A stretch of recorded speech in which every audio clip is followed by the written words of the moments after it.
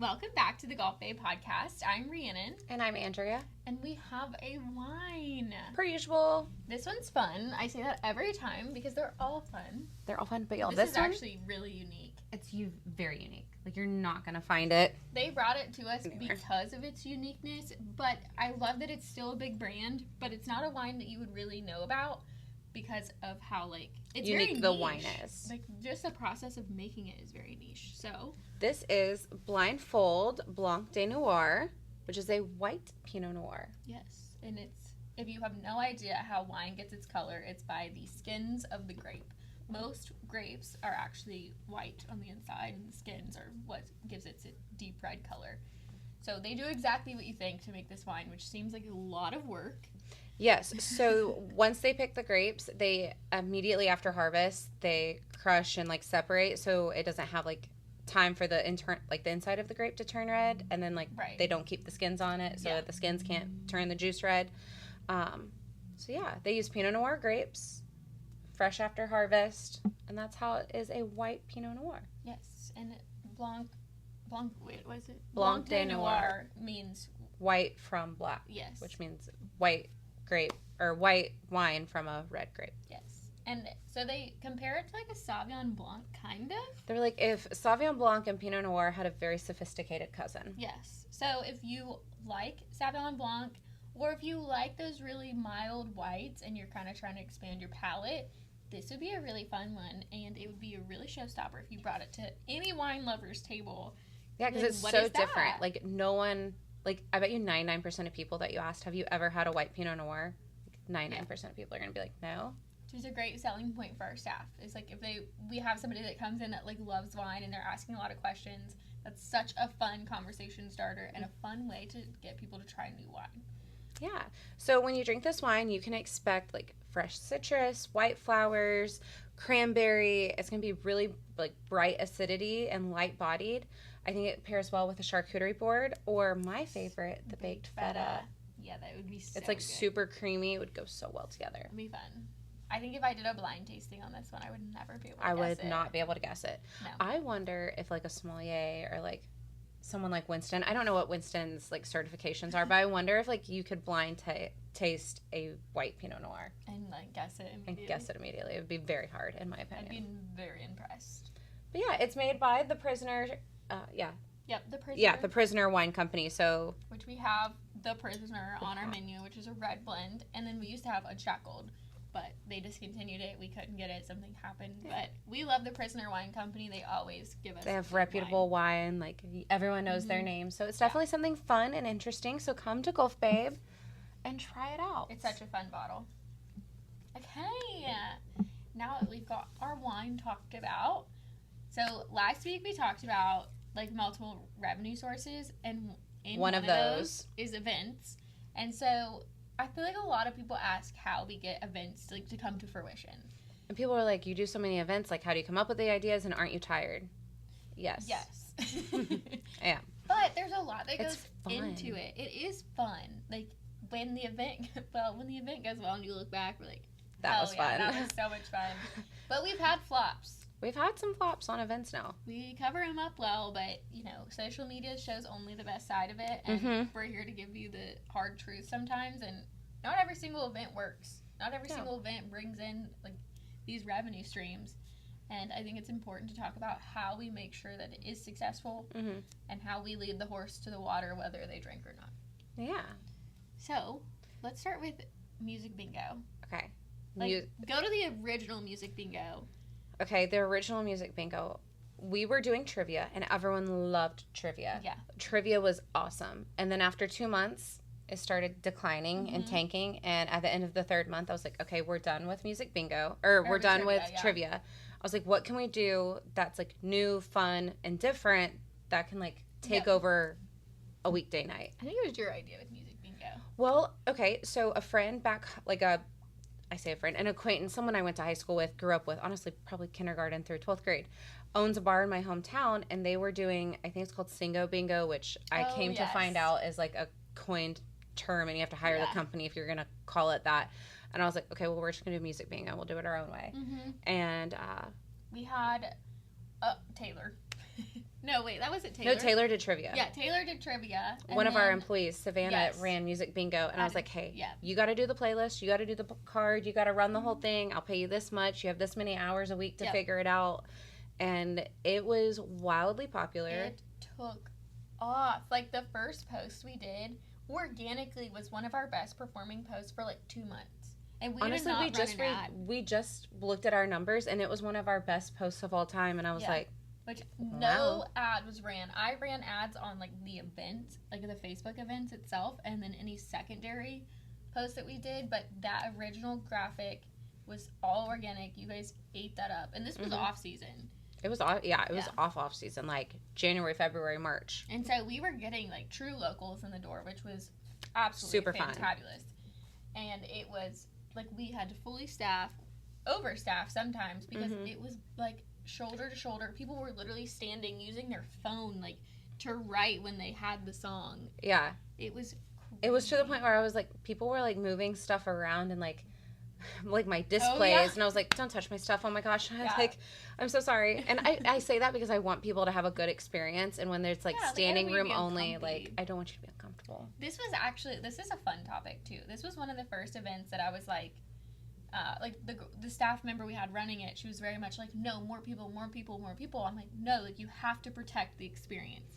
If that means turning people away at the door because people were like sitting on the floor, and I was like, please get off my floor. I don't want you sitting on my floor. Like, like, at some point, for the people who did get there early and got a spot, like, you do have to protect that experience. And when you pile too many people in and you can't get to everybody and people are uncomfortable, it doesn't make the event work well. And that's a good rule. That's like not the point of the event. Yeah. It's supposed to be comfortable and enjoyable, and everybody gets a spot to sit.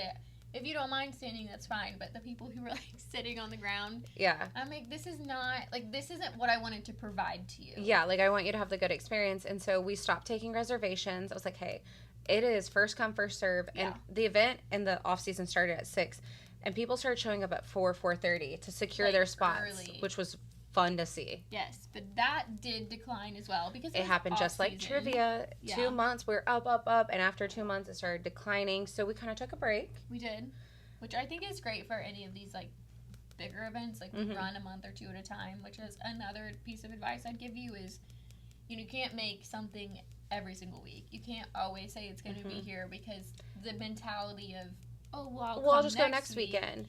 That starts happening. So having things be exclusive, like, hey, you got to come in this 1 month, because after this 1 month, it's gone. Yes. I think that kind of helps run the event well.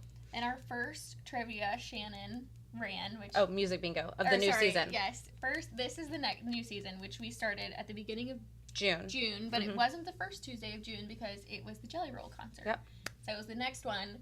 And we're on TikTok Live for all of our podcast listeners. But Shannon's in here, and he ran the first one. And it was phenomenal. Shannon, your energy was... Yes. I was watching through the cameras without sound, and I could feel the energy with no sound. Yes. Our host was absolutely fantastic. So shout out Shannon.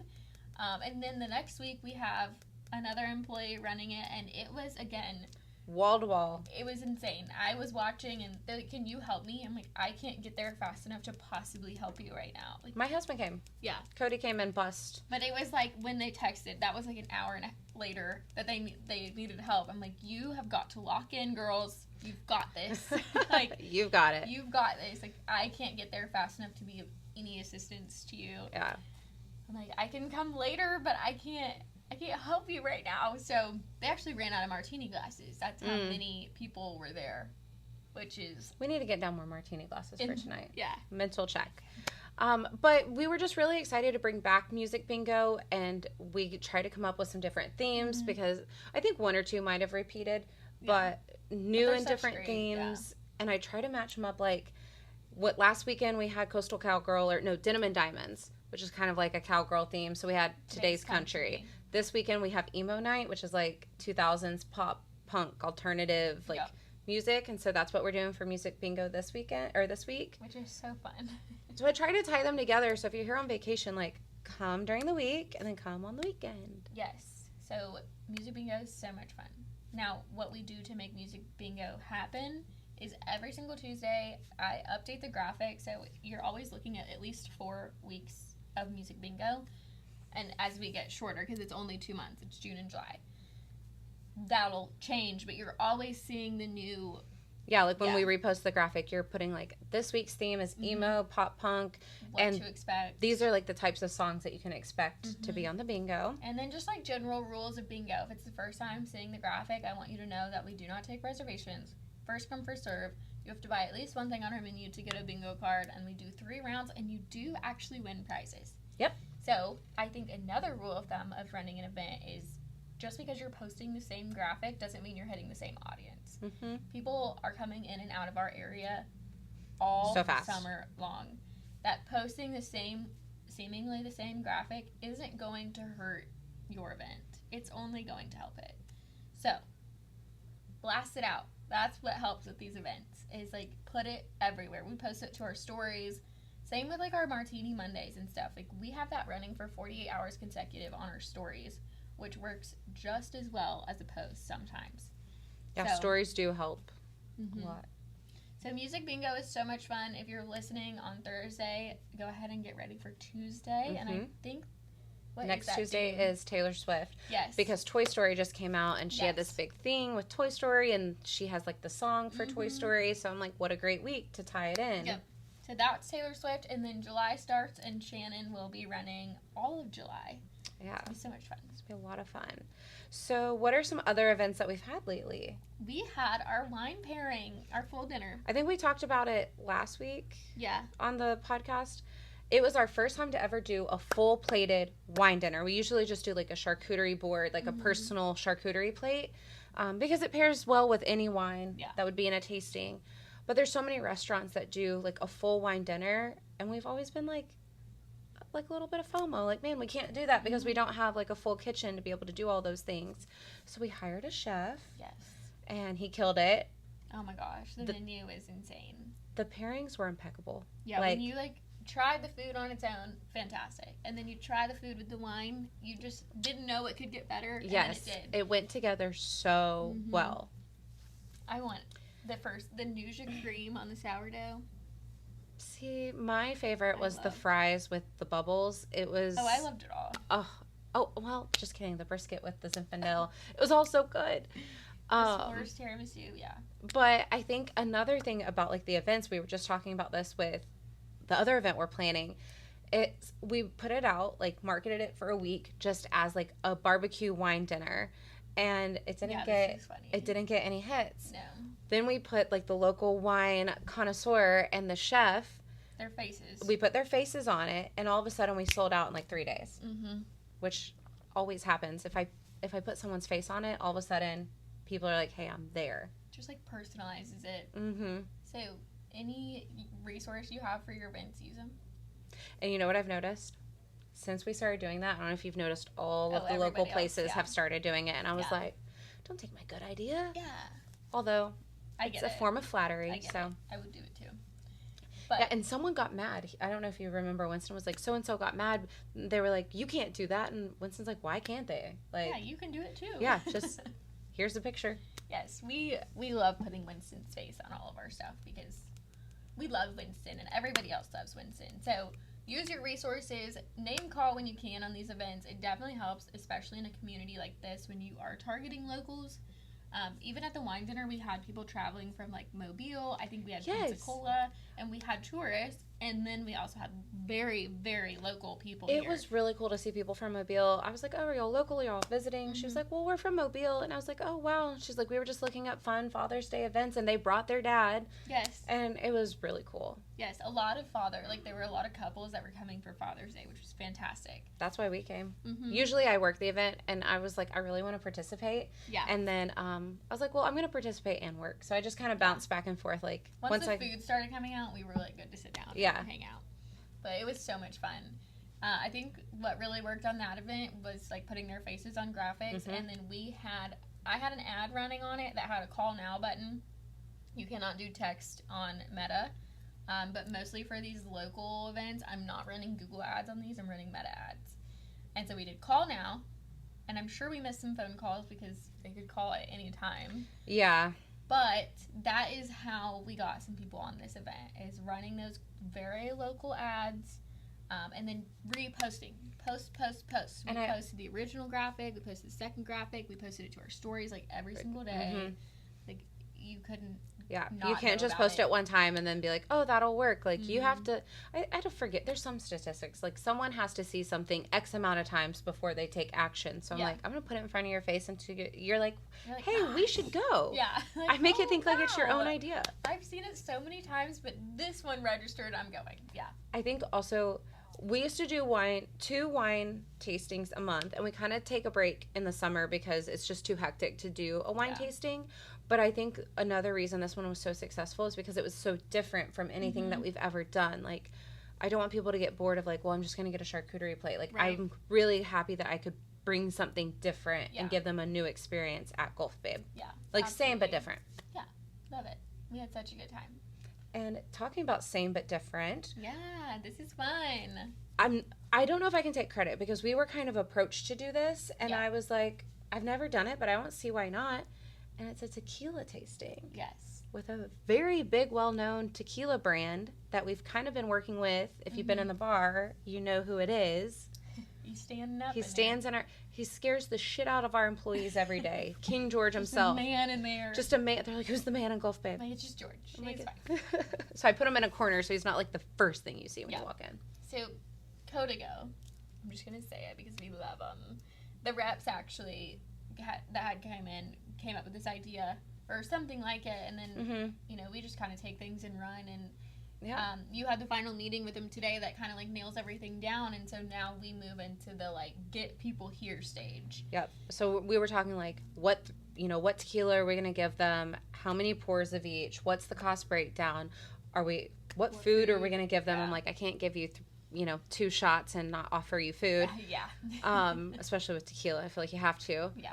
And then like, since the brand is like wanting to do this, they're gonna have swag and giveaways, and I'm like, oh, that's so fun. Yes. Because liquor brands have a little bit more money behind them than wine brands do, so it's always fun to work with liquor brands because they usually can offer a little bit more than like what wine brands can do.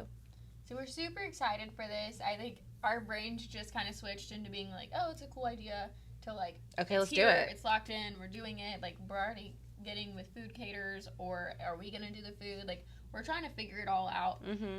And then move into the marketing side and how to get you guys to the event.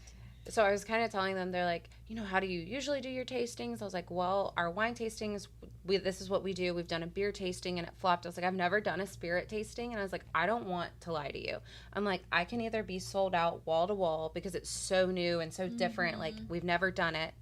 I said, or it can flop. And I'm like, I don't want to promise you that I'm going to fill this place up. Like, it's going to be very unique and different. Open communication is so big with these brands because I can't guarantee anything. We've had so many events that were like, this is going to kill it, and it just didn't. Well, like, even we just had an influencer event, and the sponsor was like really struggling, I think, to see the value, and I'm like, I'm gonna have 80 girls here. Well, somehow like 30 something people didn't show up. I'm like, well, we still had 50. And I'm like, you still had all this exposure, and the brand was like reposting us on social media. So I'm like, there is value behind it. Oh, yeah. The influencer events for any brand involved is insane value. Like, donating product is a part of their budget for the most part, and to get even 50 people, like, everybody had to post about it. Everybody. Like, that was a part of being in the event. Yeah. And so, like, just communicating with the brands, like, ultimately I know that, like, the reason Codigo wants to do this is to get their product in front of 50 new people. Right. And have 50 new people try multiple tequilas. Yeah. And so I'm super excited to do something different. And Codigo's technically like a premium tequila. It is expensive. It's going to be a luxury experience. You're going to get brand swag and all these fun things, which I think helps sell the event. Oh, absolutely. And an event like this, in comparison to the dinner, it's a much different setup in our brains and how we like structure the bar. Because at the dinner, I'm really only putting you guys at, like, tables and chairs. I'm not putting you in the lounge. Yeah. Because in the lounge, we have, like, more couches and less, like, like I'm not places to bend over. And, So, in my brain, like, this opens up the door for a lot more people to come to an event like this. So, we go into the margin planning, the price planning, we also have to think about like ourselves. I think we always put ourselves in our shoes of the consumer and being like, what would I want if I was to come to a tequila tasting? If I saw this online, would I do it? Is it oh my God, intriguing? I have a funny story about a tequila tasting. I've told you this story, right? right? Yeah. It was my friend's bachelorette party. I love this We were wilding out, okay? We were on a cruise to Mexico, and we stayed out till 4 a.m. And we knew we were going to the tequila tasting. Yeah. Okay, and on the tequila tasting, it said lunch, tequila, and like a cultural show. And so in my brain, I'm like, we're going to have the show, we're going to have lunch, and then we're going to have tequila tasting. Because it started at 8. It was like 8 to 1. And so that's like the natural thought process. It was not. Tequila at 8 a.m. And we had slept from like 4 to 7. It was rough. Can you imagine? Like hair of the dog. I mean, the other girls were struggling, and I was like, we paid a lot of money for this. We're drinking it. And I think the bride, she spent the whole time like outside. And I was like, okay, well, I was on it back. I was ready for a good time. That's what you need, though, in those groups. Like, even 3 hours of sleep, like, somebody's got to rally. Somebody's got to rally. And if it's going to be one, it's going to be the cheerleader. And honestly, if you start drinking, this is so, I'm sorry. This is a bar. If you are hungover and you start drinking the next day, thank me later. Like, first thing, don't wake up and drink a coffee or put Bailey's in it. Put some rum in it. Yeah, just keep going. Like, that's the only way you're going to survive. Especially going to a tequila tasting. So I'm thinking about that experience. And I'm like, okay, if I'm going to have a tequila tasting at Gulf Babe. It's not going to be at 8 a.m. It's not going to be 8 a.m. And I'm going to give you food. Because I was kind of annoyed. We had the tequila with no food. We had the tequila, then the show, then the food. And I was like, you're like, I need food. I need food now. Like I'm unwell. So, yeah. Definitely need food. And I think, we'll tell you our thoughts. We're between, like, us doing it, which I know we could give you guys a fantastic, like, product, and it would be, like, chips and salsa, chips and queso, like, fun little, like, snacky foods, or potentially having somebody come in and, like, bring tacos and, like, cater the event. So we're weighing our options and what we think you guys would want. Yeah. You know, I always put it myself. What do I want? I know what I don't want. Yeah. I think that's the moral of the story is, like, put yourself in the consumer's mindset. Sometimes it's really hard to do that, but just, like, bird eye view it and be like, okay, if I had You're really good at that. I don't think I always was. Yeah, because sometimes, like, the watch parties, I'm like, oh, let's do watch parties. And then you're like, okay, well, think about it. And I'm like, you're right. I'm not going to come to a bar every Tuesday to watch my favorite TV show. I'm like, I feel like I have to be burned to know about it. You know what I mean? And we've been burned a time or two. Watch parties. Everyone's like, why don't you throw a watch party? I'm like, because y'all don't come. Yeah, I'm happy to, like, do it. I'm happy to put it out there. I will happily put it on for you. But, like, to reserve the whole night of the bar to be a watch party. And, like, put money into the ads and put money into the graphics and time and effort. It's like you guys don't come. Like, you only came one time for the Summer I Turned Pretty watch party. So I ended up, which one was it? Was a Bravo Summer House. I had a group of girls who were like, hey, I want to bring me and my friends to watch Summer House. And they're like, are you having a watch party? And I was like, hey, I will tell my bartender if you come in to put it on for you. And she's like, well, I want sound. I was like, that's really no problem. We can turn the volume on. Got that. And they came, and I was like, cool, that was awesome. But if we did that as an event, none of you would. If I did it every Tuesday to watch Love Island, y'all would not come. Which I get. I get it.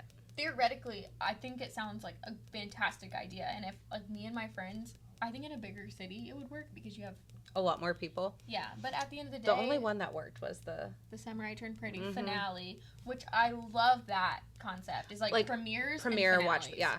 Yeah, premiere Which finale. We wanted to do the premiere of Love Island, but it was on the same Jelly Roll, and I'm like, that's not going to work. No. So maybe we'll do, like, the season finale of Love Island or something like that. That'd be fun. Would be. Well, hopefully we gave you some insight into our events and how we do it. We'd love to deep dive more, but this would not be like a 20-minute podcast. If we kept going. Crazy. So that's how we do it, and maybe that can help if you own a bar or a restaurant or even any type of event-based like how you can plan your events or maybe you just relate to it and I don't know. Yeah. But we'll see you next week. Yeah. Cheers. Bye, y'all.